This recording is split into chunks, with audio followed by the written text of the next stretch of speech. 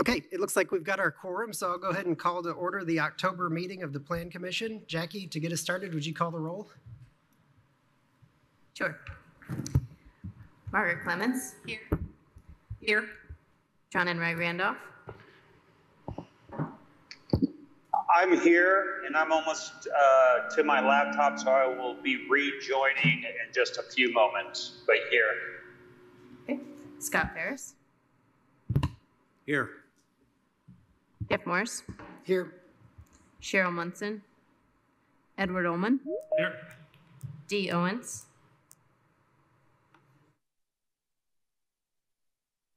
Jerry Pittsford. Here. Julie Thomas. Dee Owens.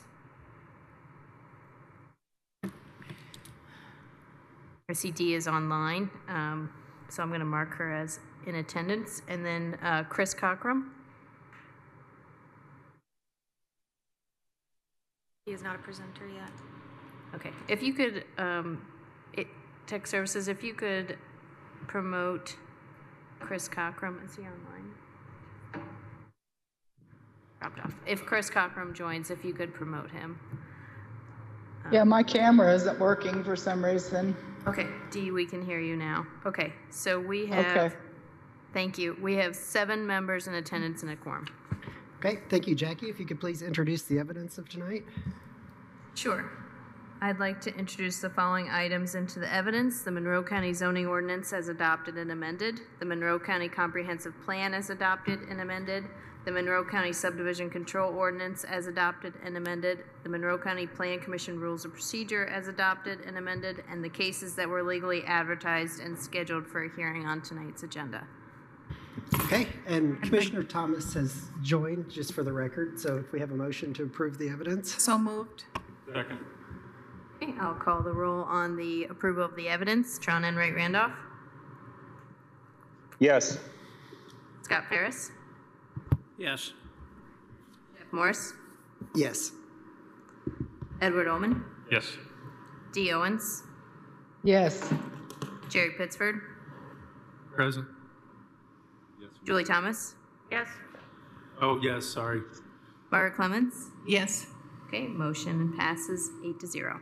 Okay, do we have a motion to approve tonight's agenda? So moved. Second. Okay, motion yes is a motion to approve the agenda with the noted continuance of the Sunset Hill HP overlay. So item under number 1 under new business REZ-24-7 has been continued by the petitioner. So a vote yes is to approve the agenda with that change. Scott Ferris. Yeah. Jeff Morris. Yes. Edward Ullman. Yes. Dee Owens. Yes. Jerry Pittsford. Yes. Julie Thomas. Yes. Margaret Clemens. Yes. Tron Enright Randolph. Yes. Okay, motion passes 8-0.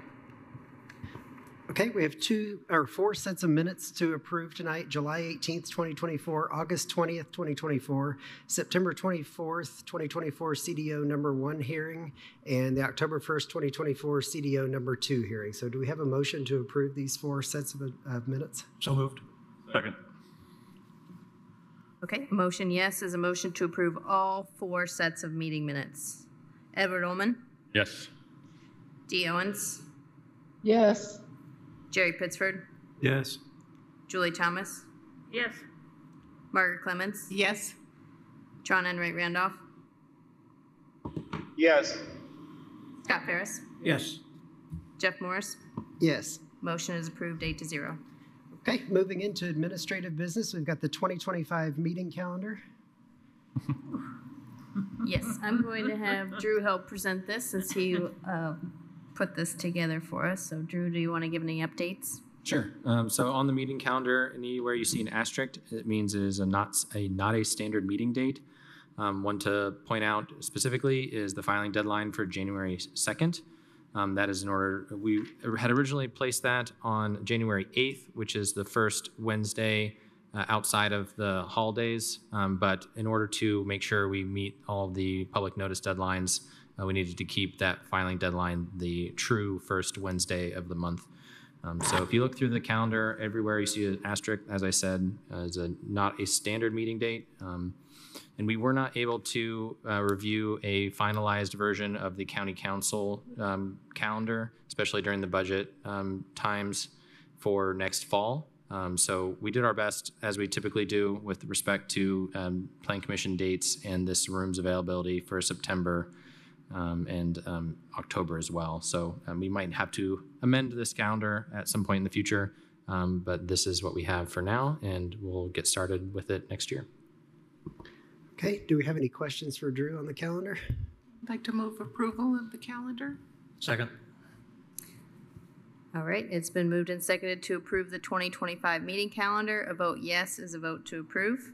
Dee Owens, Yes. Jerry Pittsford, I abstain because I hope not to be on the commission at that time. okay, Julie Thomas, Yes. Margaret Clements, Yes. John Enright Randolph, Yes. okay, Yes. Scott Ferris, Yes. Jeff Morris, Yes. Edward Ullman. Yes. Okay, motion is approved 7-0 to 1. Okay, moving on to unfinished business. Our first case tonight is PUO-24-3. This is the Cedar Chase PUD Outline Plan Amendment 1, and this is the final hearing. So, Ann, I will turn it over to you. Jeff, I'm sorry, I'm going to interrupt super quick. Not in any way to be rude to Dee, but it just dawned on me as I listened to her vote. I believe that the hybrid policy, doesn't it require to have a visual in order to vote? Is there a way that we could make a motion to override that for the night if Dee is having technical issues with the camera? Yeah, I'm having, the camera won't work on this particular, getting ready to switch machines, so I'll be back on camera in just a sec. Oh, okay, yeah. Thank I'm you. okay with it, and if there was an option for a way to get around it, I'd be happy to. I didn't want the public member to come back and say that we're not upholding the rules, so. Okay, thank you for Thank mentioning that, you. Mr. Ullman. Sorry, Ann, for interrupting you. No, you're good. All right.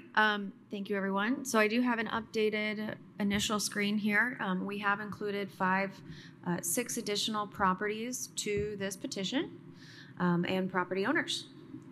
So when we heard this last month, I'm jumping ahead. So quick summary, this is a request to reduce a buffer that's specifically stated by the PUD ordinance located on the north side of the PUD from 50 feet to 25 feet. The petition was triggered by zoning enforcement. It was for an unpermitted house addition that's located within the buffer, and the petitioner's intent is to permit the addition after the fact. Now to my update. So when you heard this last month, there were 2 takeaways for us. One was that we should speak to the MS4 coordinator, Kelsey Latonia, about stormwater impacts of reducing this buffer. And 2, that we should include other adjacent properties within this petition request. So we have gone ahead and included 6 additional properties for a total of 7 properties that are all platted within the same subdivision phase that also are subject to this 50-foot buffer. So the staff did 2 sets of notices, a notice to those property owners explaining to them what this request was, that we were considering it, and about this date. And that was reviewed by legal. And then there was a second letter that was to the adjacent properties per the other standards of a public hearing on this date.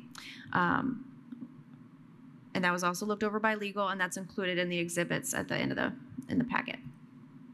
So just a visual, the property on the far right in the aqua blue color is the lead petitioner. The rest of the properties to the west are the ones that we've included. There are other properties that are subject to this type of buffer, but these are the ones that are within the same subdivision phase. So here is a visual on screen. These are all the properties that have been notified, lots 15 through 21.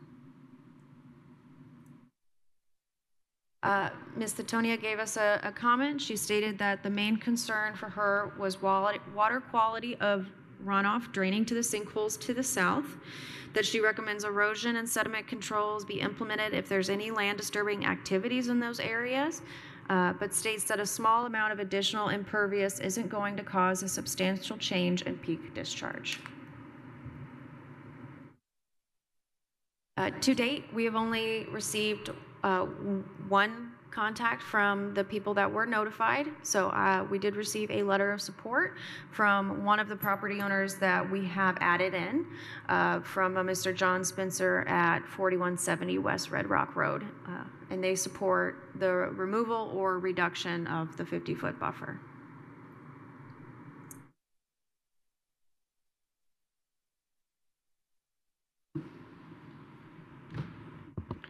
Are there any questions for Ann for members of the Plan Commission? Sorry, just one more. I know I was Sorry. waiting. I saw a couple people reading. So we do still recommend forwarding a positive recommendation to the county commissioners for the planned unit outline plan amendment request subject to the Monroe County Highway Department reports.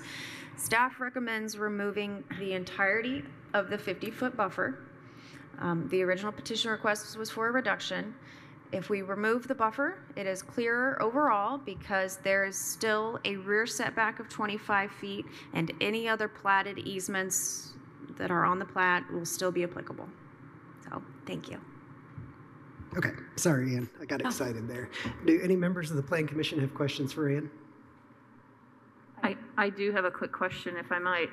So, Ms. Latonia talked about minimizing disturbed area and implementing erosion and sediment controls. So what does that look like in day-to-day practice for this group of lots, of parcels? I would think that we would simply make a note within one of our databases with all of these individual addresses and parcel numbers so that if they applied for a building permit in the future, there would maybe be an additional note about checking for erosion control measures. Perfect. That's exactly what I wanted to hear. Thank you so much. Okay. Any additional questions for Ann? It may be a really dumb question. You might laugh, Ann, but there was nobody that had any of these landowners that received notice of this. We read the positive recommendation. Nobody had a negative that they didn't want it to happen on their land, was there?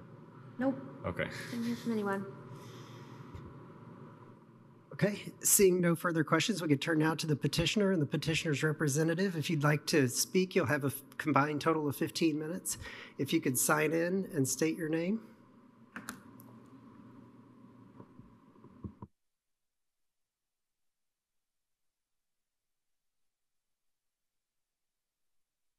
Thank you all for letting me speak again. I appreciate the opportunity, and after having been here in September, I do appreciate getting one more chance to give a little bit of information. Again, my name is Hannah England. I'm representing Charles Walker in this petition. I do appreciate the enthusiasm of adding the other property owners in. When we started this petition and we read over the instructions for filing, we were given the opportunity to include other landowners. However, at that juncture, to be included, they would have had to either contribute to the cost or otherwise affirmatively act on this petition. When we spoke to the adjacent landowners, they were generally okay with removing the buffer, but they weren't planning projects at the time, so they didn't want to put any money into it or any kind of time, which is understandable. We have received general positive feedback, and I'm glad to see that someone did actually submit a letter to voice that support. As we discussed at the last meeting, the goal here is to get an after-the-fact permit. There was never any intent to disregard the rules and regulations. My client simply just got some bad advice from a contractor who has since changed his name and business practices to another company. However, we are hoping to move forward with this, keep the addition, get everything in line, up to code, permitted, and now help some other landowners in the process. So we appreciate the opportunity, and we would like to move forward with a positive recommendation if the commission feels that's appropriate. Thank you. Okay, thank you.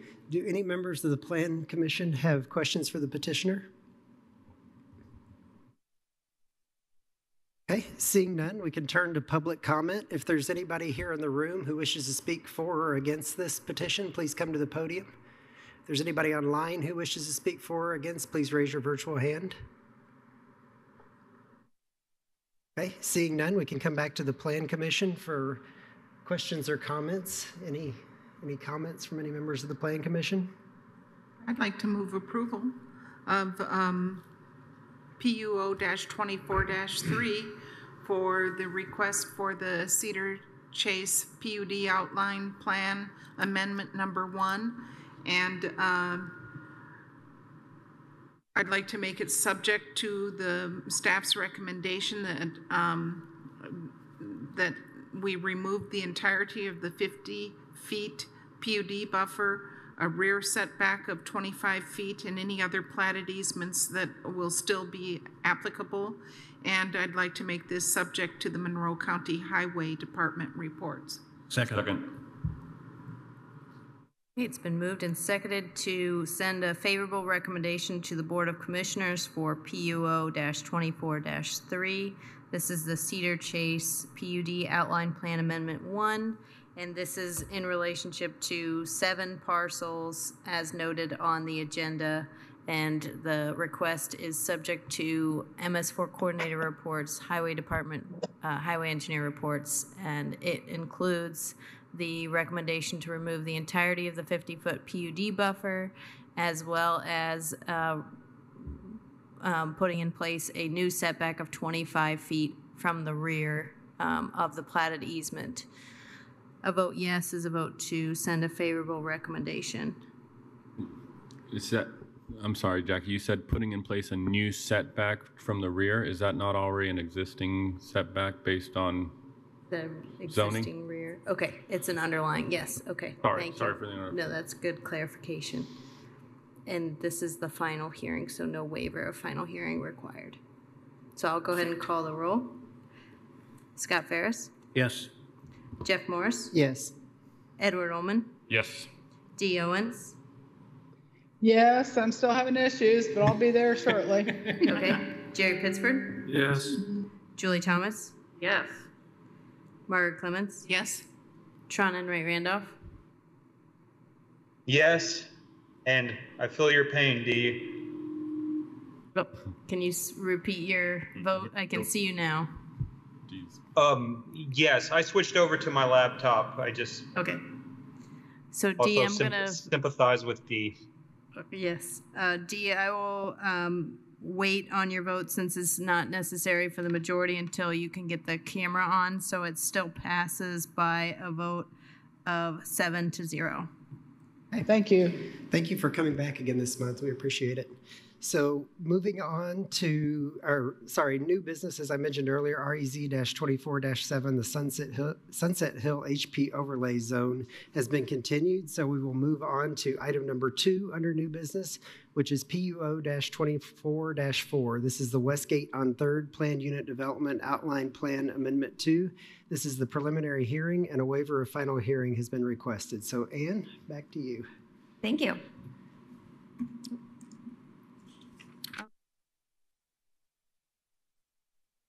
So we are familiar with the site. We just reviewed it in May of this year. So we're located in Van Buren Township. So quick summary again, this is Westgate on 3rd PUD. Outline plan was approved in 2020. The development plan was approved in 2021 with the grading permit and building permits starting to be issued in 2023. And we just saw outline plan amendment number 1 that was approved by county commissioners in June of this year. So as it stands right now, we have the PUD allows for 330 residential units.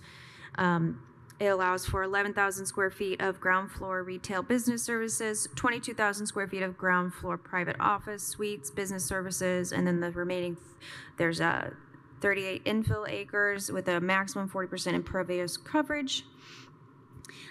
So we are the PUD amendment, and just in June, that added a phasing plan, converted covered parking to surface parking, and converted a community garden to a sports and exercise area.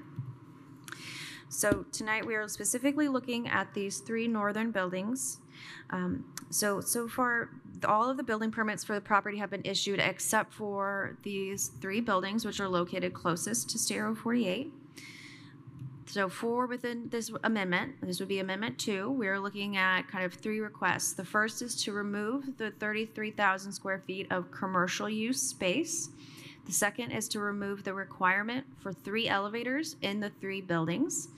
And the third is to add 42 units, residential units, to the development, and that would be, they're both located in phases 7 and 8. So during the outline plan amendment in early 2024, the petitioner had included a request to remove the elevators from these 3 buildings, citing that there was, the floor plans were undesirable. So that was withdrew from the first amendment, and they brought it back now here as a separate request. So here in front of us is the approved version of buildings 1 through 3, and that's the style. So each commercial space would have a window front entrance and a hallway access. The installation of the elevators would require that each of the buildings have an interior hallway. The petitioner states that this would be an undesirable floor blueprint and floor layout for commercial spaces within this real estate market. So I've got 2 of these examples that are approved already. Well, the exterior is approved, the interior is subject to them, but we have 2 designs here, and these are within Exhibit 7. So highlighted are the interior corridors, those hallways, and then in the red box is the elevator. So this is the second design. Again, we can see interior hallways with an elevator. So with this filing, the petitioner is requesting to convert the ground floors of those 3 buildings originally designated for commercial to accessible residential units. This change means removing the commercial uses from the PUD. The current residential density for the original Area A, which is now phases 7 and 8, was 84 units, and they are proposing to increase that to 125 units. No changes to the parking would be required, as the current design exceeds the current required standard and has a total of 211.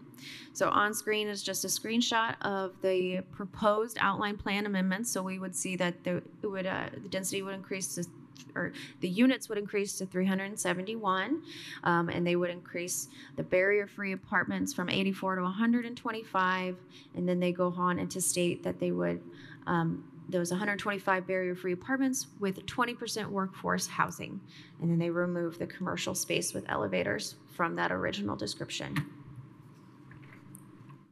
So within the request, they are proposing workforce housing. So the Plan Commission last time had expressed a desire for the petitioner to maintain the PUD's commitment to accessibility. So that's when they withdrew and decided to file this amendment later, which we're seeing now, so that they could work on it a little bit more. So the petitioners offering that 25 units in Area A are designated for workforce housing following the City of Bloomington's guidelines. The county itself does not have any type of guideline on workforce housing, and that's outlined within Exhibit 2. So on screen, there's just a couple of notes. So 20% of the 125 units would be across buildings 1, 2, and 3 across all floors.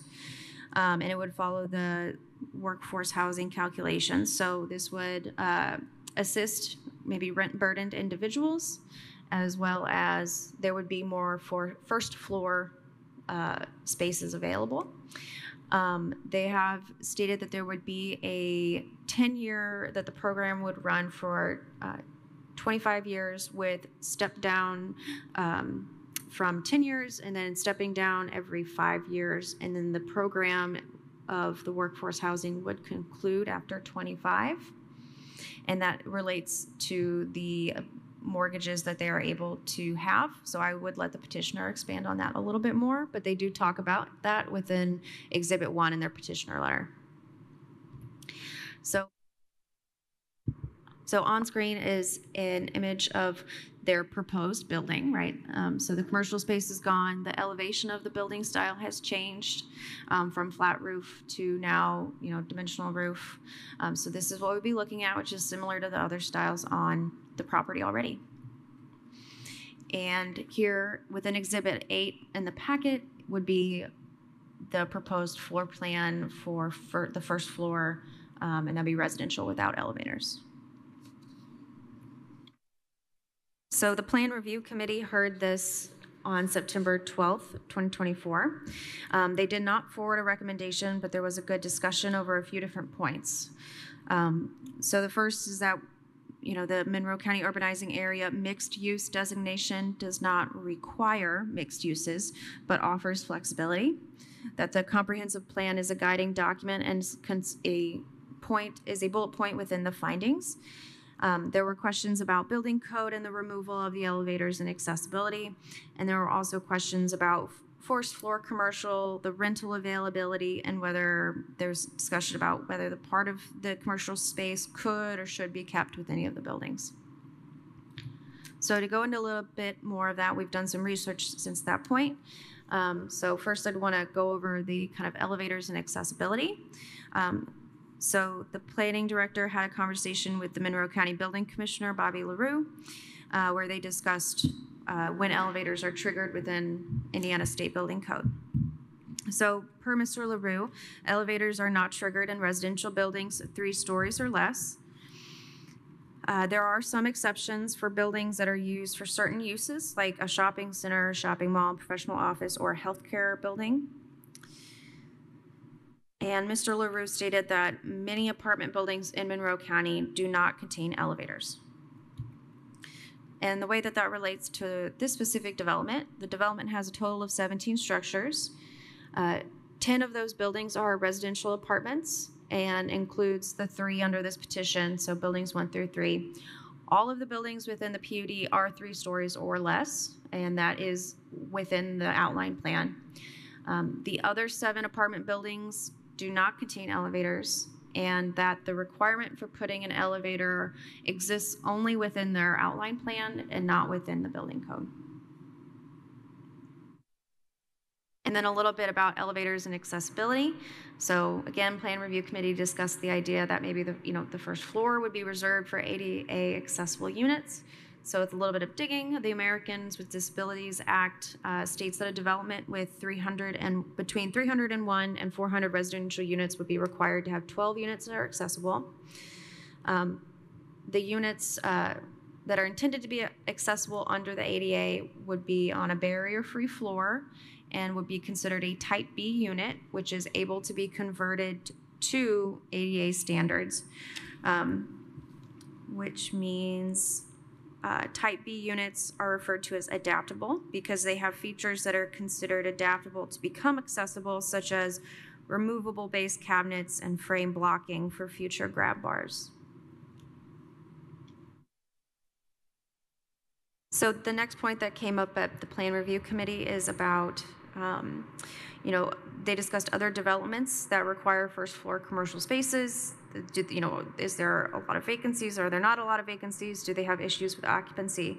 So the petitioner provided the documents within Exhibit 6, where they do an analysis of other residential developments with first floor. So even as I was analyzing this, it was easy to start thinking of other types of developments, but this analysis includes only first floor commercial with residential above. So there's so many developments included here where they reached out and analyzed the number of retail spaces, how many are vacant, and the sizes of those spaces, and also provided square footages. Could I interrupt for just one moment? Yes. Dee Owens is having trouble seeing the presentation. I don't know if it's possible for you to email her the PowerPoint PDF or something like that, or if tech services can help to make sure that Dee is elevated to panelists so that she can view everything. I'm so sorry for the interruption. No, you're fine. Thank you for letting me know. And the director will do that. Thank you. Okay. So the exhibit states that they've listed 10 developments, that there are a total of 38 individual commercial units with 13 currently vacant, and that these 13 units contain a total of 69,000 approximately square feet. And that Westgate on 3rd, if built with the first floor commercial as required, would add an additional 32 commercial spaces to the market. That would be an additional 29,000 of leasing space. So that would be an additional, overall, an additional 46% of the total existing additional to the market if Westgate is built as required currently. After that analysis in these tables on screens, they did include, here we go. They did include 3 statements that generally offer that it would be unlikely to be successful in leasing the units. I will leave these on screen for a second. They vary from, including a lot of commercial listings to their opinion of leasing or their opinion of the location. And that's also found in Exhibit 6. So staff recommends forwarding a positive recommendation to the county commissioners for the planned unit outline plan amendment request subject to the Monroe County Highway Department reports. As a note, staff supports the inclusion of units set aside for workforce housing within phases 7 and 8. Additionally, Exhibit 6 outlines the amount of vacant commercial units that have been constructed under residential housing, and staff supports the conversion of commercial to residential uses for the first floor of buildings 1 through 3. Does anybody have any questions? Yep, Mr. Pittsford. I have seldom, if ever, asked this question, but in this situation, it seems like it should be asked. Does Van Buren Township have the fire protection wherewithal to cover this kind of development? Because you have a lot of multifamily, 3-story buildings. It's pretty intense use. And I know they most certainly have reciprocal agreements with probably Bloomington Fire or whatever, but I just, looking at this, I'm very concerned about the question of whether or not there is adequate fire emergency protection in this area. They were included within the development plan review. So preferences by the fire protection district have been included with the review, and I know that was subject, they did quite a bit of back and forth to make sure the design was compatible for like location of hydrants and things like that. Okay, very good, thank you. I have one question or comment. There were a lot of figures about housing inventory, et cetera, that were put before us, and I just wonder if we've ever received a response from ROI or the BEDC on our evaluation of the statistics that they have provided us in the past. Margaret, I think that you and I had an email correspondence and I sent you the latest communication. I have not received anything back from ROI specifically. Okay, well, I just would like to state to my colleagues that those housing inventory projections are still very much in question, and that I would urge you to not rely on them so much. Thank you. Are there any other questions for Ann? I have one more. I'm so sorry. As far as the number of housing units, it's a small discrepancy, but I saw that there would be 372 units, not 371, and I don't know where the discrepancy is, but it's okay. It's okay. I just see that that's, we'd be going from 330 units to either 371 or 372 units if this is approved, just so everyone knows. That was most likely a typing error on my fault. Okay, that happens to me too. Whatever is in their stated ordinance would be what would control. Okay. Okay, are there any further questions for Ann? Yeah, Mr. Ferris. So I just want to confirm, there's not going to be any commercial space, correct? That's correct. And I also want to confirm first floor accessibility for ADA compliance. That is what they've offered, yes. I have one more question, and it just kind of creates a standard or a precedent that I'm kind of uncomfortable with, and that has to do with the workforce housing commitment using the City of Bloomington plan. I don't know if that is something that, I feel uncomfortable about it. I can't exactly state why, but I'm all in favor of affordable housing or workforce housing or making provisions to help people find ways to live in an abode that they can afford. But I don't want this to any way be misconstrued as our adopting a plan that the city of Bloomington has in effect. I'll note for the record that they did reach out to ask if the county had any kind of adopted workforce housing plan or something that they could relate to, and we said we did not. So they did try the county first in this endeavor. Can we amend it to say that this is just a model that, is something that qualifies the use of that model rather than, I don't want it to be a standard. This will be written into their outline plan. So it's going to be specific just to this PUD, and it could be an exhibit that they share. If we need them to amend it or change it in any way, they could. They don't have to exactly follow the city of Bloomington's housing plan. They could change it and retitle it. It just needs to be in the outline plan and be very clear. And I'll also note for the record that it's 371. 371, okay. Thank you for correcting me. Okay, any further questions for Ann? Yeah, Mr. Enright Randolph.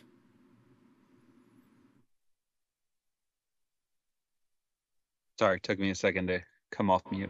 I guess my question is, as far as the commercial space goes, how many units are they putting in versus the commercial space? Do we have that comparison? It was mentioned in the presentation by staff. Was it 42 sorry, or 41? Through my technical switches, I didn't hear that, so. Was it 40? Yeah, no problem, John. So 41. it would be an additional 42 units, residential units. There was not a This is the one. set number of commercial spaces because that was just variable. So Right. the number for commercial was just square footage. Yeah, so thank you. Sorry I wasn't able to catch that during your presentation. And then I know the answer, but I think this goes to more of my point. How many units are they saying that they would kind of make more affordable? So it would be 20% of the units within phases 7 and 8. So that 25? would be 25, yes. Yeah, so, okay. I was just wondering how many units versus what they were considering to offer up as affordability. I do serve as the representative to the city plan commission, and I will say a lot of folks don't take the incentive to actually add the affordability within their petition versus the payment in lieu. So I'm a little torn. I kind of came into this feeling like this is not the same petition that I supported at the beginning. But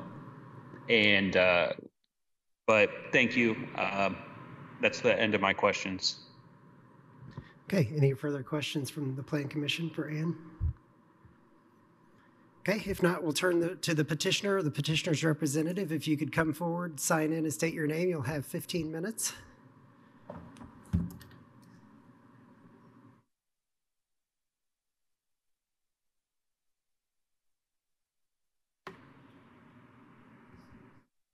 Good evening, everyone.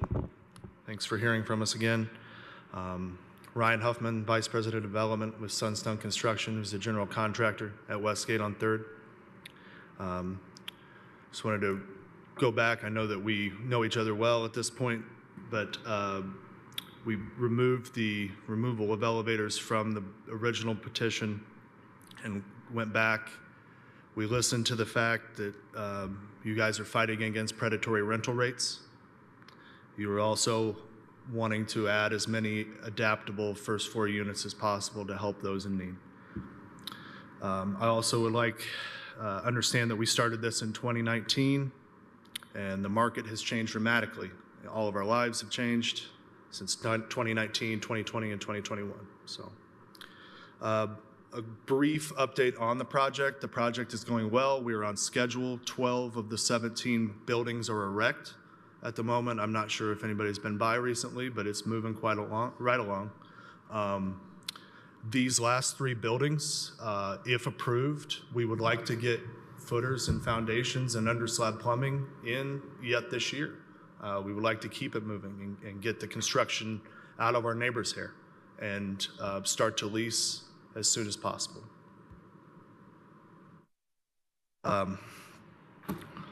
He will be our leasing agent. He went to the Indiana Housing Fair recently. I'm not sure exactly what day. He received 200 guest cards from folks interested in renting at these apartments, mostly from graduate students. Just wanted to add that to let you know that while we're still under construction, we are moving forward, planning on starting to lease in the coming months. I will not take any more of anyone's time, but I'd be happy to answer any questions that you may all have. Thank you. Okay, thank you. Do any members of the Plan Commission have questions for Mr. Huffman? So the people in need of workforce housing will be graduate students. Are we subsidizing graduate students? Or are the renters in the, I don't quite understand the notion of graduate students versus workforce. I was just mentioning the fact that we've had interest from a group of people. No, the AMIs that run the workforce housing, they have to be within a certain wage. But by definition, graduate students are poor. So would they qualify then for the subsidy or the discount? They could. I see. Okay, Mr. Enright Randolph. Yes, I'm not going to speak to kind of the policy too much that HAND has in place, but it's about the area medium income, and they also have calculations that try to make it more appropriate for the city of Bloomington as far as students and such. But I think anyone is able to go through that if they meet certain wages or such. I do think the fact that they're proposing it, we should maybe have had someone that could speak on the behalf of that. So Margaret, I completely understand some of your comments. My question is, I kind of felt like I wasn't going to support this, and I'm a little torn because you are trying to offer up something that kind of offsets what you're asking to get rid of the commercial space. But unless would you be amenable, and you don't have to answer now, but to permit all of the spaces that you will be able to create without the commercial space to that affordability? And again, it's only being offered for 10 years. So when this was presented the first time, it kind of excited me. I thought it could be like a little community hub, help folks that are going to Ivy Tech, other people in that area. And now it's just kind of a complete different model. And I don't think the 25 units for 10 years is going to sway me to get my support. And I guess I'm just letting you know my position. I did ask a question. You don't have to answer that yet, unless maybe that is something you are amenable to. It's a 25-year schedule. You're committing that for 25 years, the affordability? Can you put it on the screen? I thought it was 10, sorry.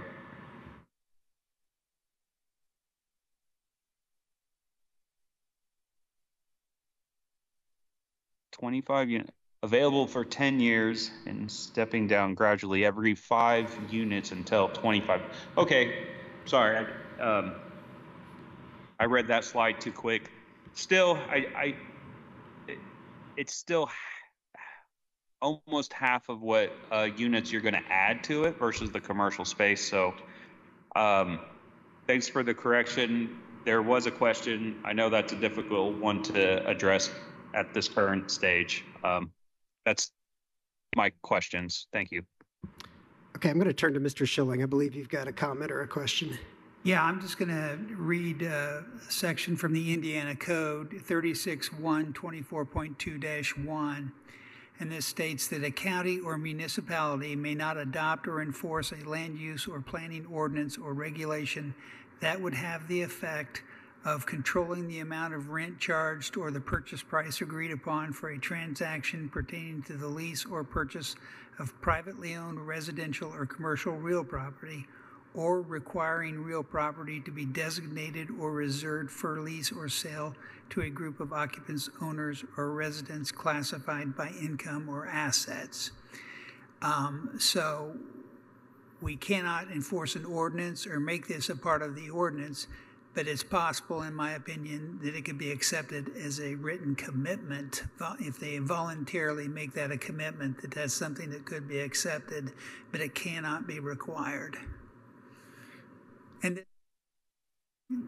this came about, there's another statute that refers to this and says this applies to any ordinance adopted by a county or municipality after December 31st of 2016. We didn't have anything in place before then, so this limitation does apply to the county. Okay, thank you, Mr. Schilling. Does it also apply to the city? I do not know if the city had adopted anything before 2016 or not. See. Well, I guess the question then is, would you be willing to submit a written commitment to this? Okay. Yes, we would. And Ms. Owens, I know you've got your hand up. Thanks for your patience. Oh, we can see her. Well, thanks for yours. It's been a techno night here. I noticed that the accessible housing is not built until phase 7 and 8. Is that right? That's what I recall reading. We have adaptable units that will be in all phases. Okay, because I didn't much 117 care units for... will be adaptable on the first floor if this PUD is approved.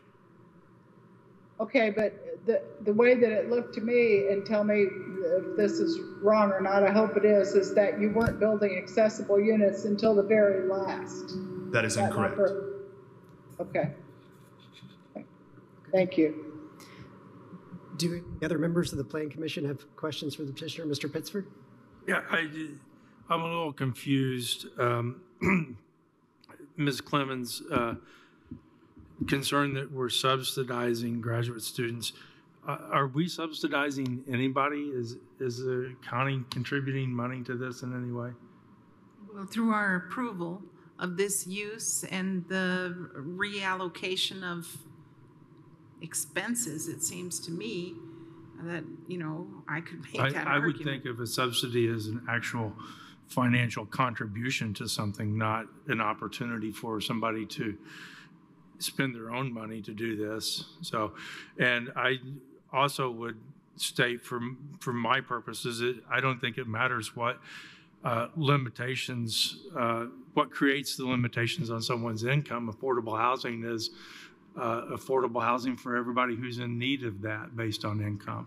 So the interest of graduate students versus any other, renter is not a concern for me. I just wanted to mention that, since you had mentioned that you did have a concern with graduate students. Yes, having been one, I do have concerns. I have concerns about the balance in our community and the burdens that the university can impose upon the rest of the residents when things are out of balance. And so, yes, I do have ongoing concerns. So thank you. Okay, thank you. Any further questions from the Planning Commission for the petitioner? Yeah, Mr. Ferris? Oh, sorry, Mr. Ullman. Thank you. You'll have to apologize because when this PUD first came and you first became a well-known face to this board, I was not on this board. So, but the way based on looking at former meeting minutes and videos and stuff, it seems as though your edits or amendments to these three buildings that are in discussion right now lie very similar in place to the buildings that have already been built and are standing currently, in terms of the base floor being residential, accessible, center hallway corridor structure. Is that correct, or or could you explain the similarities and differences, perchance? It will be, there are three distinct different building types within the project. And could you get our site plan up, please?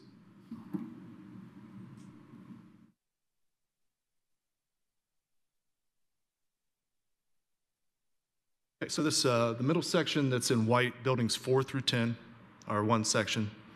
Those are 3-story, 18-unit buildings, common corridor in the hall. It has a hallway. What's that? With attached garages underneath. The southern section, bright orange, 6 buildings, is a 2-story, attached garages underneath, direct access. And then these 3 buildings at the north end are, we basically taken the floor plans from the 3rd and 2nd floor and just literally dropped them onto the 1st floor. Okay, understood. Thank you. And no attached parking in those. Gotcha. The only thing I'll add is, driving by there, obviously don't want to interfere on active construction, but everything looks really great out there, and I think those buildings look really awesome, what you've already completed out there. But we appreciate that. Okay, any further questions for the petitioner? Okay, seeing none, thank you. We will now turn to public comment. If there's anybody here in the room who wishes to speak for or against this petition, please come to the podium. Seeing no one, if there's anyone online who wishes to speak for or against this, please raise your virtual hand. Okay, not seeing anyone, we will come back to the Plan Commission for discussion. Do any members of the Plan Commission have comments? I think I can say that this was a lengthy discussion at the Plan Review Committee, and I think there was a lot of good conversation about it. And I'm honestly conflicted because I think it's disappointing to remove the elevators because I think that limits some of the audience that can rent. I realize that does add accessible units on the 1st floor. I don't think we can hold the petitioner to that standard since we don't have a standard in our code. I think completely reducing the commercial space concerns me because I think this is, we've heard petitions on this property several times, and I think the character of what was originally proposed back in 2019 has changed a lot since then. And I think that maybe what the neighborhood supported at the time is quite a bit different now. So, having said that, the world is a different place than it was in 2019, and there's a lot of vacant commercial space on 1st floors. But I do think there's, we talked in the Plan Review Committee that there is some opportunity for a sense of community with commercial space, whether it be a coffee shop or a bicycle rental place right along the Karst Greenway, since that does run adjacent to the property. So I think it would be disappointing to take all commercial space away, but I would support taking a good majority of the commercial space away. So that's just some of my thoughts. If anybody else has comments or thoughts.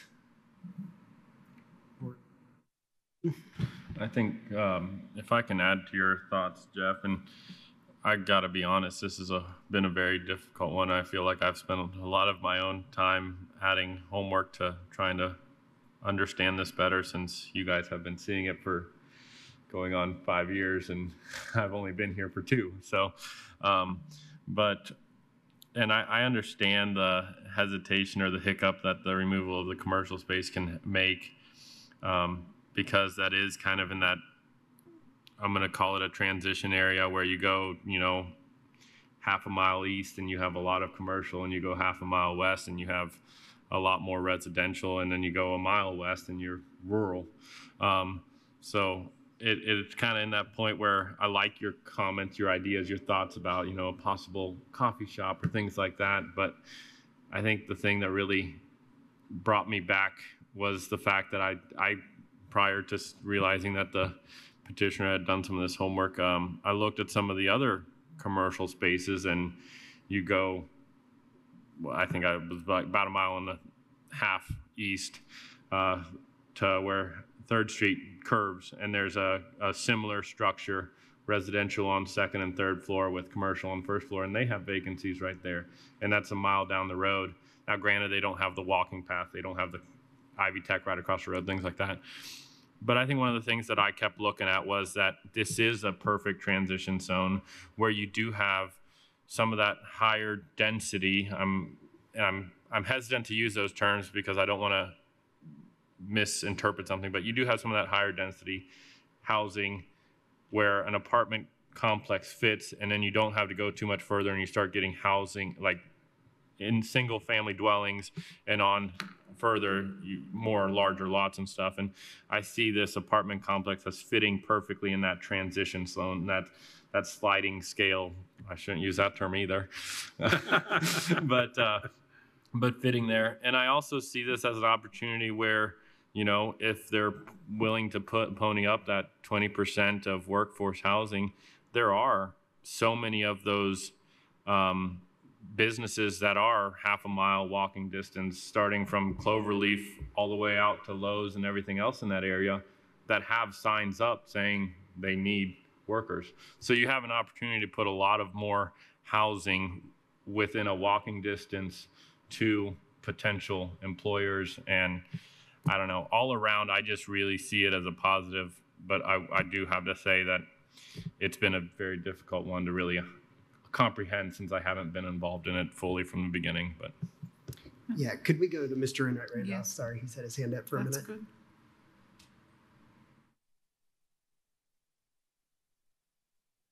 Thank you. I guess my first comment is that we're looking at a PUD. A PUD is supposed to have public benefit. I kind of felt like that's what that commercial space was going to provide. To that point, you know, I think reducing the commercial space seems like a great idea. I'd be willing to support this if they reduced it so they could get 25 units more, but still committed to their workforce goal that they have currently. And then I guess what I would like to share is if we don't support their request tonight, that we continue this, but also give them very good feedback so they know kind of where the Plan Commission is and what they would like to see. I also agree with a lot with Edward's comments. I do think this is a transition point, and I think having some commercial space would be ideal. Those are my comments. Thank you, Mr. Enright Randolph. Ms. Clements? Yeah, we have been reviewing this for a long time now, and we've all been supportive of the project for many years now. For me, the notion that 41 commercial spaces are going to be converted to living spaces is not a big deal. Just because we've seen the failure of the first floor commercial spaces all over the community, and we aren't in the business of running coffee shops out of our ground floor apartments, and we're not either in the 11th generation of a family that's done so in terms of the type of cultures we're trying to emulate. So with 41 additional units, especially with the, the claim that we need affordable housing and that this is an effort to do it, I don't see that going from 330 units to 371 units is going to be anything but positive. The housing that is being constructed is going to be used for housing, and I think that is makes some harmony. So that's what I think. Okay. Any other further comments from the Plan Commission? Seeing none, is anyone willing to make a motion?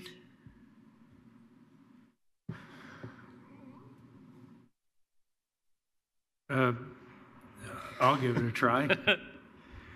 In case number PUO-24-4, this is a request for a planned unit development outline plan amendment. Is this the second amendment? The second amendment to this PUD plan located at 4755 West State Road 48 in Van Buren Township. Based on the finding and facts and the recommendation of staff, I would move that we forward this to the county commissioners with a positive recommendation for approval, again, based on the findings of fact and the the stated recommendation of staff as well. You're waiving the... And yeah, and also there is a request for a waiver of final hearing, and I think that's appropriate in this case. Second. Okay. Do we need that written commitment? Can I offer a friendly written commitment? Yes. I would like to revise my motion to save anybody from having to make a motion to amend. I would revise my motion to include, based on petitioner's testimony tonight, that they are willing to commit to an affordable housing schedule based on the city of Bloomington's, based in part on the city of Bloomington's program, that we would accept their commitment as stated in this petition tonight as a commitment, but not a requirement for approval of this PUO. I'll still second that. Okay. So it's been moved and seconded to send a favorable recommendation for PUO-24-4 to the Board of Commissioners, which is the Westgate on 3rd Plan Unit Development Outline Plan Amendment 2. And this includes a waiver of final hearing as well as a acceptance of a voluntary written commitment from the petitioner for affordable housing provisions. And this will include staff working between the Plan Commission hearing and the Board of Commissioners meeting to remove any of the ordinance language regarding the workforce or affordable housing from the actual ordinance and moving that to a written commitment for legal's review. Okay, Mr. Schilling, was there something you wanted to say? No, I just wanted to make it, I think Jackie did a good job of making it plain that this commitment is not part of the actual outline plan amendment, but it is a voluntary written commitment presented to the Plan Commission to induce a favorable outcome. Okay. Thank you, Mr. Schilling. Thank you. A vote yes is a vote to send a favorable recommendation with everything stated. D. Owens? Yes. Jerry Pittsford? Yes. Julie Thomas? Yes. Mark? Yes. Tron Enright Randolph? I just want to make one comment. Due to the time, I had mentioned it to Jackie that I was leaving at 7. I'll leave after this petition because I don't want to be in the middle of one and then have to leave abruptly. And I just also want to make one other comment that I have been out there and they have done a lot of the stormwater infrastructure installations, and I think they're really doing good as far as, their due diligence of getting things up and, actually building on a petition versus letting it sit. I also really want to thank them for finding kind of what they could offer to as far as getting rid of the commercial space, but also offering the affordability. Unfortunately, I don't think it's an even switch off, so I'm going to say no. So I vote no. Scott Ferris? Yes. Jeff Morris? Yes. Robert Ullman? Yes. Okay, then the motion carries. It's 7-1. I'd just like to make a comment for the record. this has been approved for a long time, so for people to say that the county is opposed to housing is really inaccurate. This is 300 and some units. We've had this on the books for a long time. Thank you. Okay. Thank you to the petitioners for your willingness to make that written commitment on affordable housing. Thank you. Okay, we'll move on to the next petition, which is SPP-24-3, the Westbury North Major Subdivision Preliminary Plat Amendment 1, Street Tree Waiver, Sidewalk Waiver, Preliminary Hearing, and a waiver of final hearing requested. Drew? Thank you. All right, this petition, SPP-24-3, the Westbury Major Subdivision Preliminary Plat Amendment 1, is a 10-lot preliminary plat amendment for a street/cul-de-sac modification with a sidewalk and street tree waiver. It's located at 3110 North Westbury Village Drive, 3116 North Canterbury Court, and 3129 through 3139 North Westbury Drive. Therefore, it is 10 parcels. It's in Bloomington Township, Section 18, and it's obviously platted as the Westbury North Major Subdivision Preliminary Plat. Its current zoning is general business, and its comprehensive plan has it as MCUA employment, or the Monroe County Urbanizing Area Employment. The petitioner is requesting this preliminary plat amendment to redesign West Thornbury Drive, which is a cul-de-sac and road stub that occurs within the development. They are stating that they no longer wish to extend the future road stub to the west property line from the cul-de-sac. Through this preliminary plat amendment, it would remove that requirement to build out that roadway stub. The petitioner is leaving in the emergency access and utility easement portion on the plat so that a future roadway could be built if requested in the future. By removing the requirement to complete the roadway stub under the preliminary plat, the developer can potentially reduce the required amount for their financial guarantee and become closer to completing the subdivision improvements for acceptance. Since the roadway stub goes to the backyard of a heavily wooded area and a built-out residential subdivision, the planning department does see the justification for removing that stub build-out. The proposed preliminary plat amendment also includes sidewalk and street tree waiver requests. The preliminary plat amendment was submitted by the petitioner in an effort to close out the remaining public improvements within the subdivision in order to complete all of their required improvements. The entirety of all of the improvements within the Westbury North Major Subdivision are to remain private, and therefore the developer is not required to have those improvements accepted into the county right-of-way. The developer or an active association will be responsible for improvement, maintenance, plowing, etc.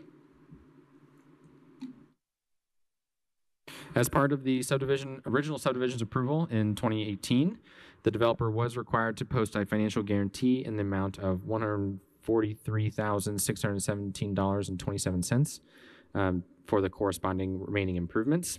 If this preliminary plat is approved, the petitioner could file to reduce that financial guarantee, and they would have to follow Chapter 858-8, which is on the screen. There are a number of steps in order to submit a financial guarantee release or reduction.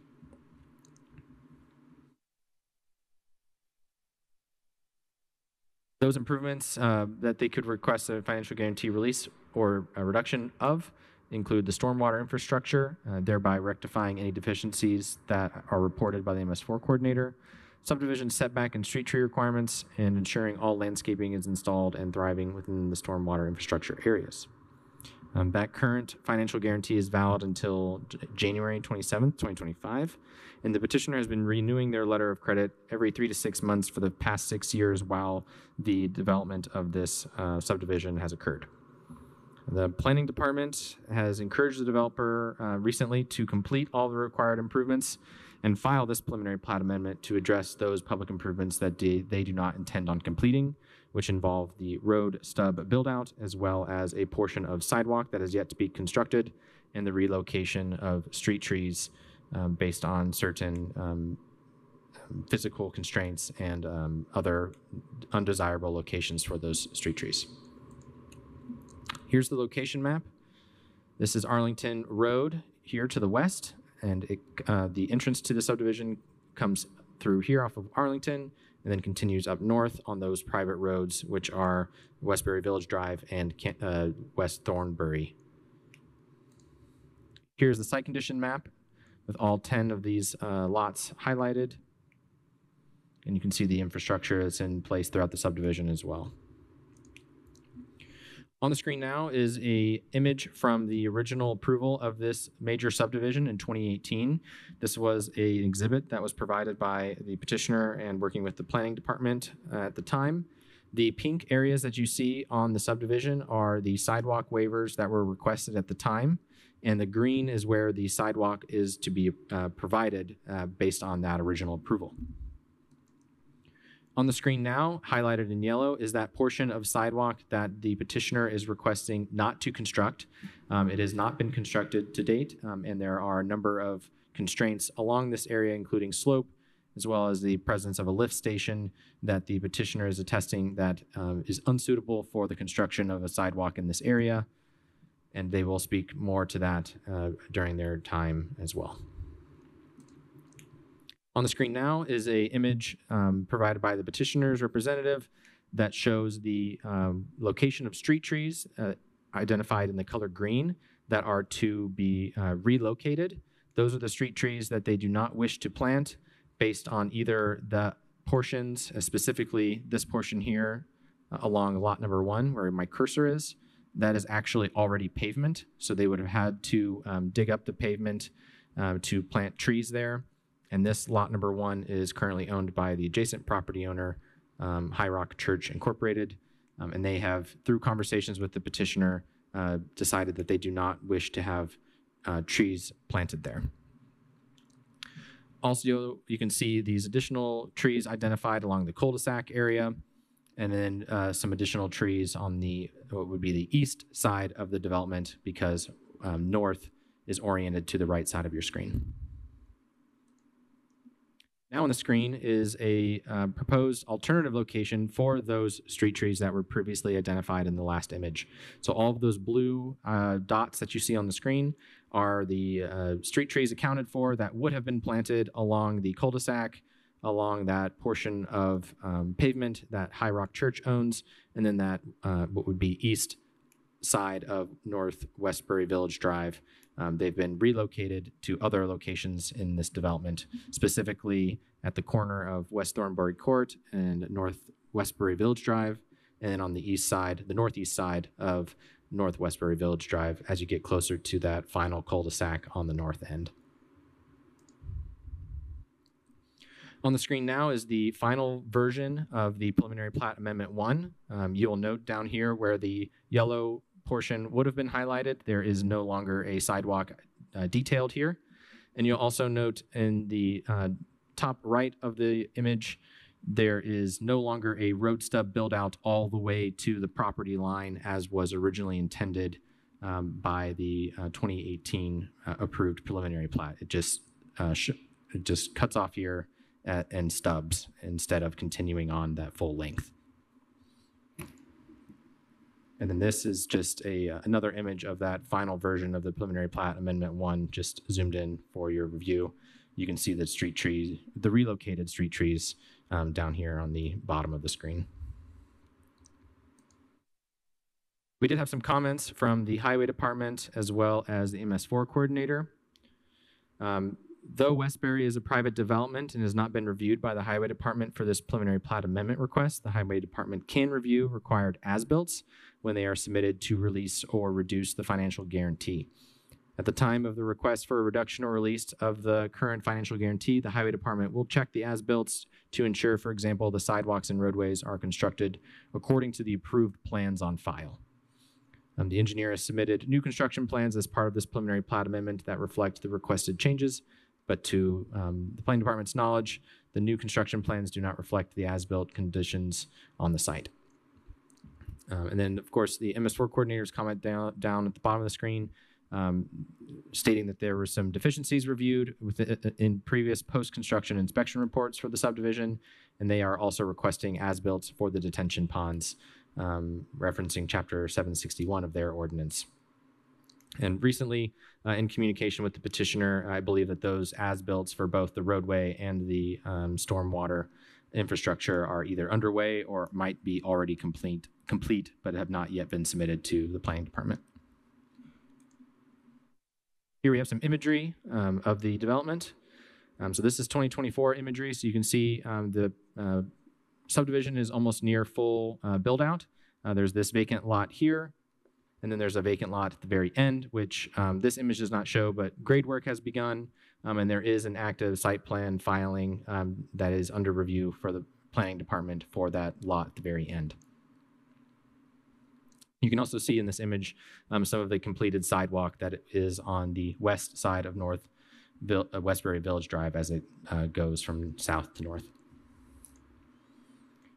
Here's some imagery of a zoom-in imagery of those areas. You can see some of the already constructed sidewalk, and you can see the pavement that the High Rock Church owns that this lot would have to dig up in order to plant street trees there. And then you can also see on the bottom of the screen, which would be the east side of North Westbury Village Drive, where the petitioner is requesting to not have sidewalk, as there is existing sidewalk on the west side of the street that services the church as well as the other businesses in this section. Some more imagery here. I'm just going to go ahead and click through it. We can come back to any of these images if they are useful. Here, boots on the ground, pictures. So this on the screen now is the road stub as is completed to the petitioner's extent that they are requesting. So you can see that it is heavily vegetated as it continues on going west. And of course, after the property line, there is a built-out subdivision and more foliage as you continue on through that area. Some more pictures here of that section of the roadway. Now on the screen is the location of the sidewalk that they are requesting not to be constructed. So we are starting on the south end of where the sidewalk begins or would begin. So you can see some of the existing infrastructure here that is a little bit prohibitive of a sidewalk's construction, additional foliage that would have to be ripped out, as well as some slope that has to be rectified in order to make a sidewalk compliant per standard regulations. There's the lift station that I mentioned earlier in the background there on the left picture on the screen. Here we have the letter to the Planning Commission provided by the petitioner and the petitioner's representative stating their requests. And we also have their findings of fact for each of the waivers, particularly to the street trees, sidewalk, and the road stub, and their rationale is to request these changes to the preliminary plat. Okay. So we didn't have any submitted remonstrance for this petition. We did have an individual come into the office this afternoon that had some questions about the street tree requirements. He is an owner of several of the lots and has been informed that there will be some additional street trees being planted in his yard, in addition to the site plan landscaping requirements. The site plan and those and the build out of those two lots are complete, and he was just voicing his concern that he didn't want to have additional trees planted in his yard.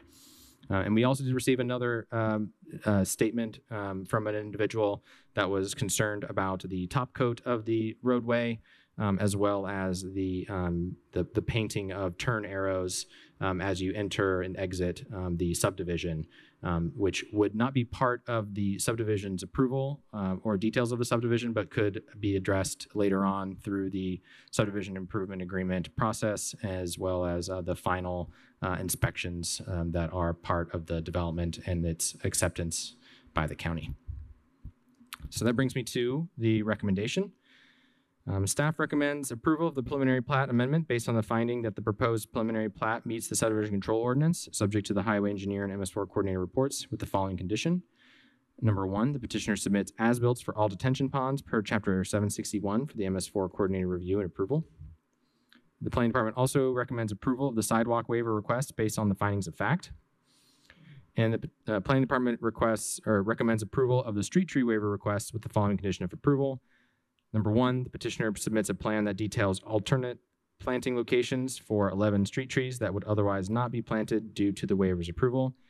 As you will note, as part of my presentation, that alternate plan for the planting of trees was provided and included in this packet. I will now take any questions.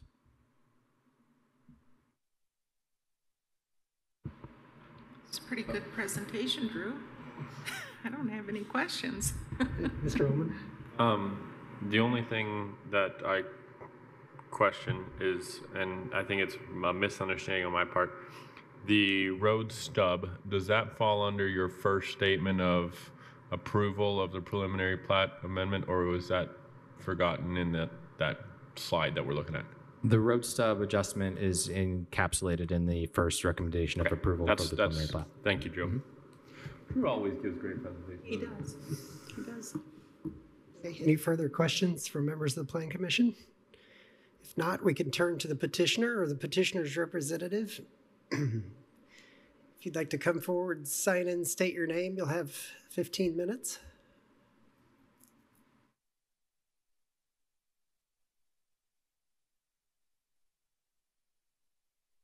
Thank you. I'm Katie Steinsmith Design Group. I'm a licensed professional civil engineer in the state of Indiana and worked on this Westbury North subdivision back in 2018 and again tonight for these plat amendment changes. I don't have a lot to say. I will turn it over to the owner developer in just a minute who can give his testimony on these waiver requests.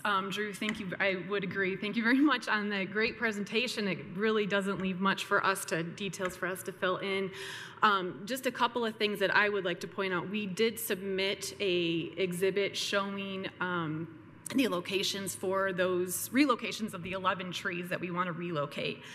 I would like to ask that we could work with staff to revise that after submitting that. I believe the owner developer would like some alternate locations from what I had presented to planning. So we would just like to be able to work with planning staff to make sure that those 11 trees do get installed. And then it sounds like there may be some concerns with neighbors, so that the owner developer can work with those that are already in this subdivision and community. That is all that I have. I can be here for questions, but I'm going to turn it over to Steve Rumpel now, who is the owner developer. Excuse me, I'm not done. One more thing. We are underway on the as-built. We are doing that right now. So that is a true statement that those are being worked on right now. So, okay. Now I will turn it over to Steve at this time. Thank you.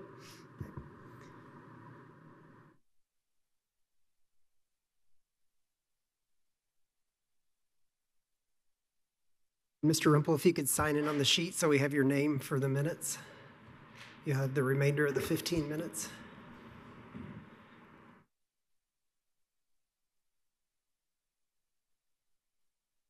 Yeah, my name's Steve Rumpel, and I own and developed the Westbury subdivision. And I agree with Katie. Drew did a real good job with this presentation. I'm missing the photograph of the lift station.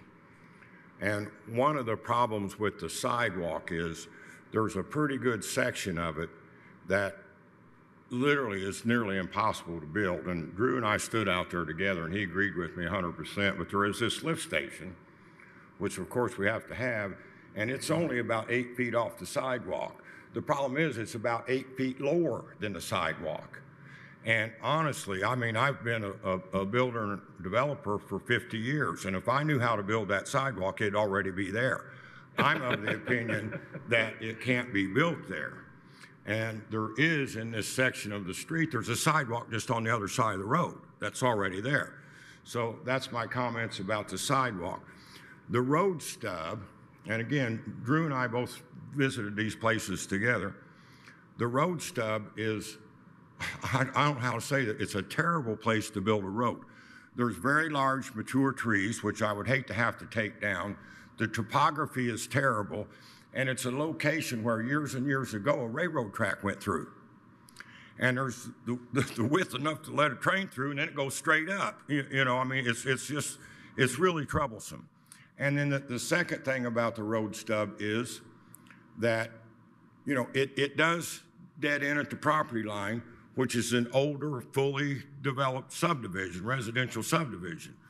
And the likelihood there would be any need for this road to go to that next property is extremely small. Although I understand things happen over a period of years. And that's why we propose to maintain the easement. If it would in the future become necessary to put that road to create connectivity, then that could be done. And then with the street trees, I think as pictures illustrate why we don't want to plant them in certain locations. We're going to plant the same number of trees. As a matter of fact, Abel's Nursery planted trees all day today, and they'll be back tomorrow and they'll finish it up. We're planting another 36 trees in addition to what we've already planted out there. So, and Katie made a good point. She took it on herself to hand to the planning staff where these trees would be located, but on second look, they need to be in slightly different areas.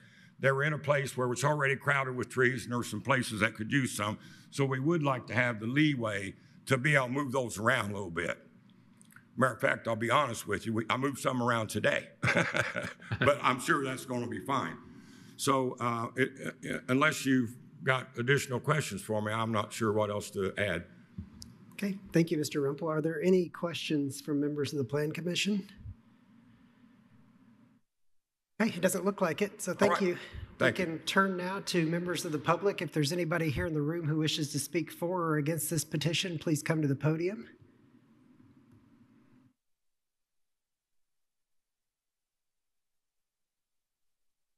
Sir, do you wish to speak either for or against?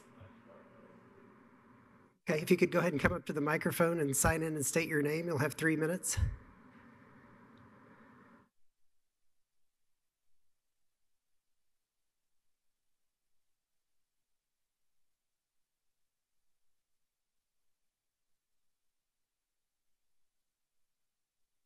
Good evening. My name is Heinrich Henry Rodetz. I own property, 16 acres, really close. Can we bring the map, the overall map? I think there's an adjacent property boundary. But anyway, the property is in a Heinrich Rodetz revocable trust. So, I mean, I am a neighbor to this development. So, up here at 16 acres. I'm sorry, sir. Can you repeat that? You were away from the mic. I have 16 acres north of Norwest Woods, so on top of that. So I'm in the conversation, I guess, with this just being close to this. With the question of a sidewalk, I just strongly urge to make it the private development as accessible to pedestrians as possible, because I don't want people cutting through my property to get over to North Maple Grove Road. And I've had trespassers, you know, taking a shortcut. I'm not sure what they were doing. So all I'm saying is try to make the development as friendly to pedestrians as possible, so I'm not adversely affected by people trying to take a shortcut just because there's no other options. That's just kind of a small point. I'm also on a well, so I like the, you know, any improvements that can be done for stormwater and keeping my water safe is a good thing. You know, over the years, all these businesses have popped up, and I mean, these are construction companies, roofing companies, and I just hope that all their waste is properly disposed of, because, you know, that stuff goes into the water, and I drink, or, you know, I use it for everyday showers and stuff like that. Last thing, I mean, I am a hunter. This may not be totally related to this, but I have had recently I was out in the back end of my woods and there was a hunting blind there, and I'm not sure who's hunting back there, and I don't know if any of these businesses if the employees know that they shouldn't go on neighboring lands to hunt. And I mean, when I found the hunting blind, I was kind of surprised by it because it's a good spot. And what I did is I just went ahead and put up no hunting signs on the north end of my property because I thought it was the neighbors to the north. So I put signs up along there, and I also moved the hunting blind across the property boundary. It's like, here guys, take it back.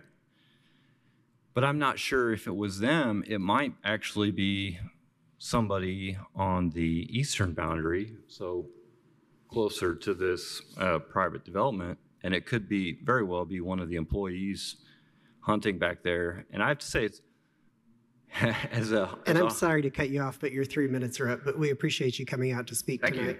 Thank you. Is there anyone else here in the room who wishes to speak for or against this petition? And if not, if there's anyone online who wishes to speak in favor or against this petition, please raise your virtual hand. Okay, seeing no one, we can turn back to the petitioner again. You will have 5 minutes if you choose to speak to any of the comments you just heard from the remonstrator. You don't have to come up if you don't wish to, but you will have 5 minutes if you'd like.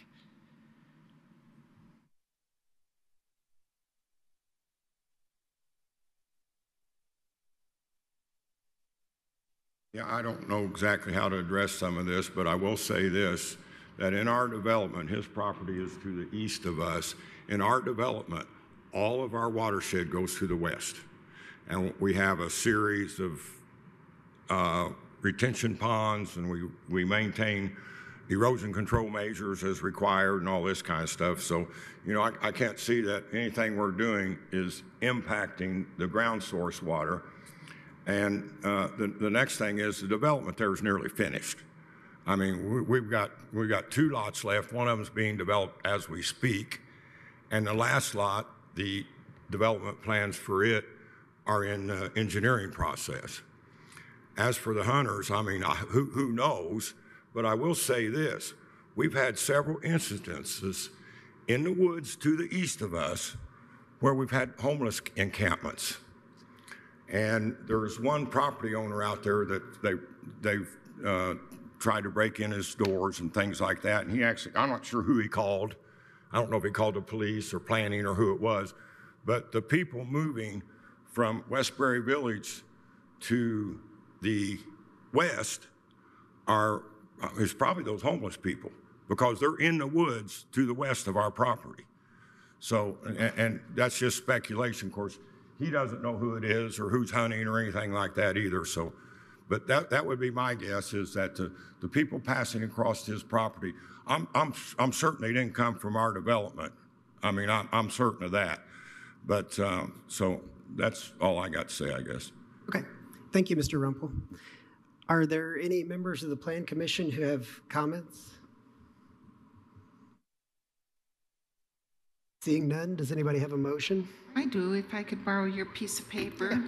You know, first of all, I'd like to just make one comment and really like the common sense approach and your requests. It seems like it's all very reasonable, and that I also would support Smith Design Group and working with staff to make a more pleasant location for the trees. And so as a result, I'd like to move approval of the McBride Minor Subdivision Preliminary Plat right-of-way width waiver preliminary hearing. Oh, sorry, Westbury North. I got ahead of myself. Okay, she put it up here. I'd like to approve the preliminary plat amendment based on the finding that the proposed preliminary plat meets the subdivision control ordinance, subject to the highway engineer and the MS4 coordinator reports with the following condition. The petitioner submits as-built for all detention ponds per Chapter 761 for the MS4 coordinator review and approval. And I'd like to move approval for the sidewalk waiver request based on the findings of fact, and approve the street tree waiver request with the following condition of approval, that the petitioner is going to work with planning staff for the alternate planting locations for 11 street trees that would otherwise not be planted due to this waiver's approval.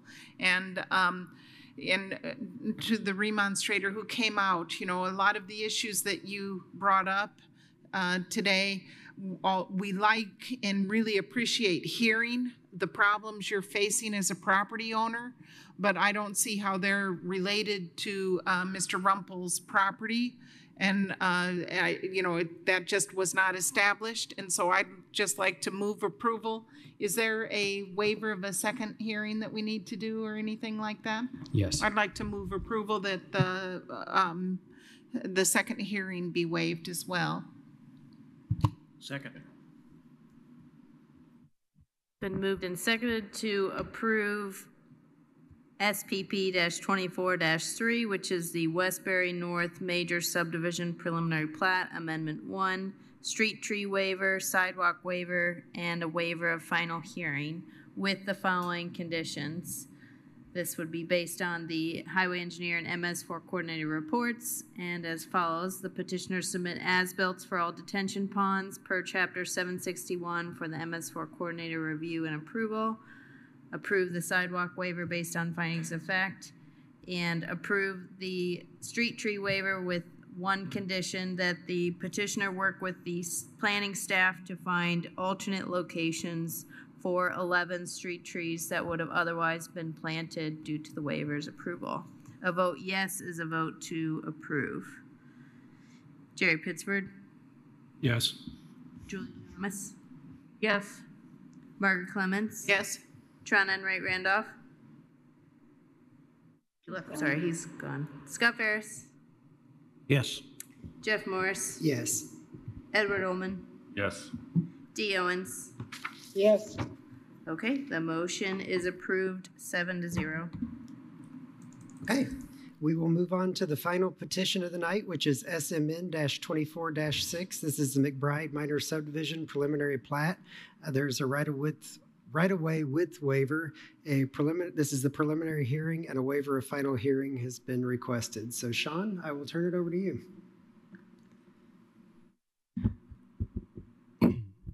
Okay, so the request is a right-of-way width waiver to reduce the 25-foot right-of-way dedication down to 18%.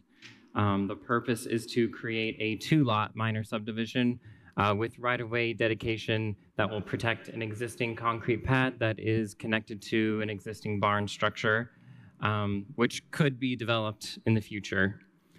So just some quick details. Lot 1 will contain roughly 10 acres in total, with nearly 8 acres buildable, and that is the location of the right-of-way with waiver request.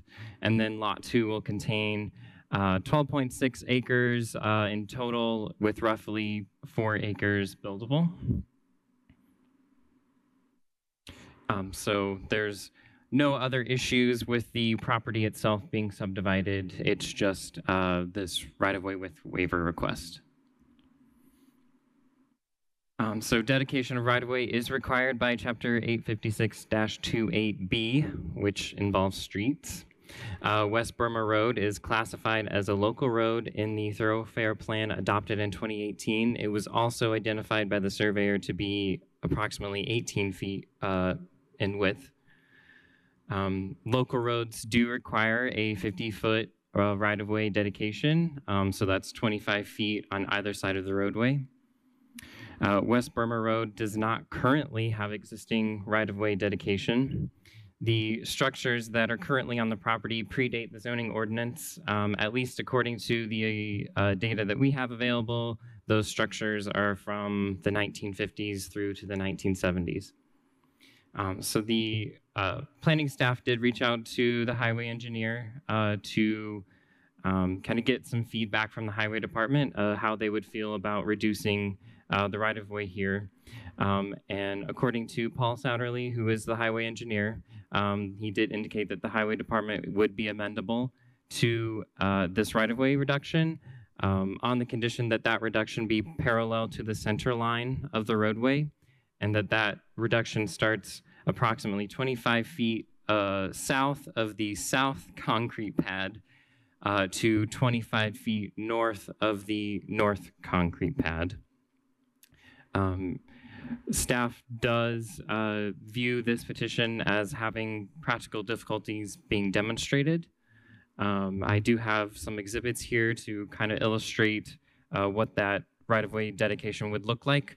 So on the left side of the screen, I have the 25 feet from the north and the south concrete pads, and approximately, at least according to Deckard Land Surveying, that is 172 feet in length. So that's from the southern point to the northern point. And then on the right-hand side, I have in green what the required right-of-way is, which is staying as proposed.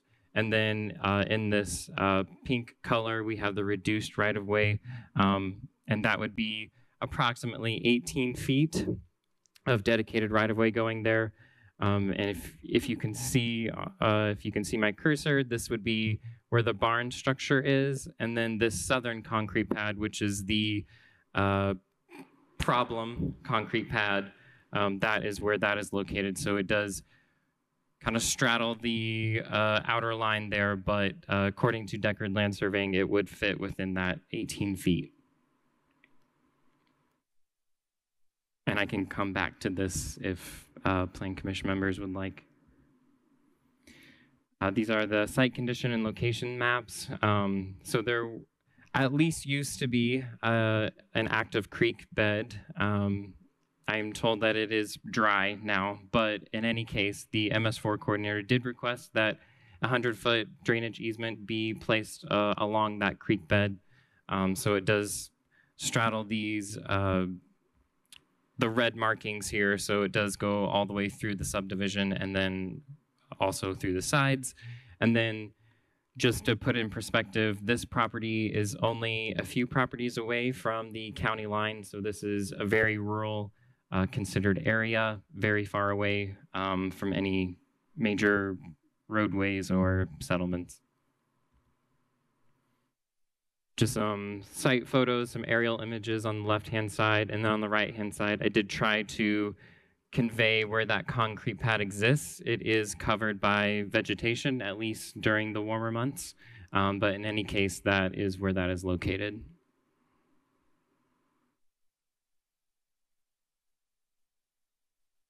This is the proposed plat. So this is lot number 1 up here.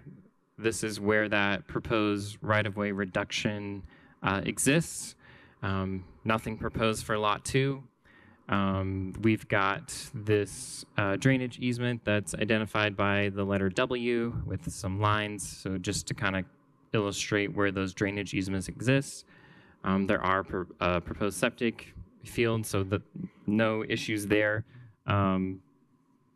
Adequate buildable area, no concerns from a staff or planning standpoint.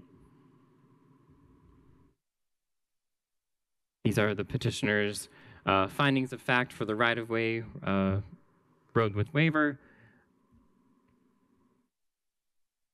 And then leads us to staff's recommendation, which is to approve the preliminary plat and right-of-way with waiver request based on the findings of facts, and as well as that the proposed plan meets the subdivision control ordinance, subject to the highway engineer and MS4 coordinator reports. And then also there is a request of waiver of the final hearing. Okay. Do any members of the Plan Commission have questions for Sean? It's pretty clear. Another great presentation. Another great presentation. Thank you, Sean. So we can turn now to the petitioner. If the petitioner is here and wishes to speak, if you could come up, sign in, state your name, you'll have 15 minutes.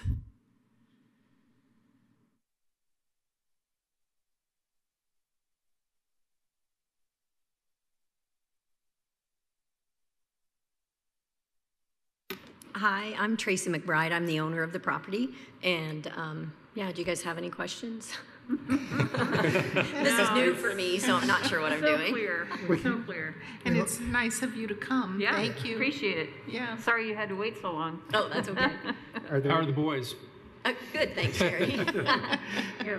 Are there any questions? How's for yours? Mrs. McBride? Good. Good. Yeah.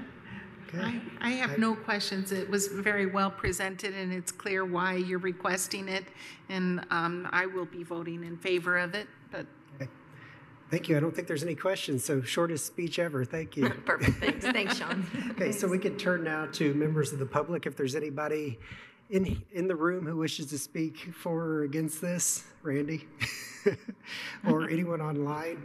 Or the doggy, Randy's doggy. If there's anyone online who wishes to speak for or against this, please raise your virtual hand.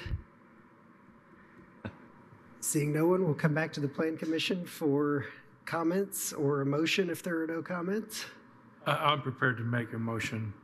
In case number SMN-24-6, this is a request for approval of a preliminary plat and right-of-way width waiver. And based on the findings of fact, the proposed preliminary plat meets the subdivision control ordinance and subject to county highway engineer and MS4 coordinated reports, I recommend approval. What about the waiver of the final hearing? I thought I included that, but I also include waiver of the final hearing request. I'll second that.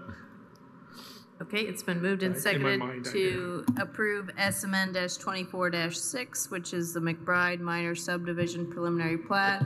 Included in that motion was a right-of-way width waiver request as presented in the packet, as well as a waiver of the final hearing. A vote yes is a vote to approve. Julie Thomas? Yes. Margaret Clemens? Yes. Scott Ferris? Yes. Jeff Morris? Yes. Edward Ullman? Yes. E. Owens? Yes.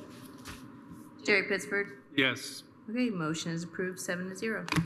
Okay, thank you. Do we have anyone who wishes to speak about any items not on the agenda tonight? If you're online and wish to, please raise your virtual hand. Seeing no one, Ms. Nestor Jellin, do you have any reports for us tonight? I do not. I will see you tomorrow at 1 o'clock for the next work session for the CDO. Thank you for your work. What are you bringing for lunch, Jackie? I know. Mr. Schilling, do you have any reports for us? Okay, do we have a motion for adjournment? So moved. Okay, see you all tomorrow. I was really expecting Okay. Cheryl.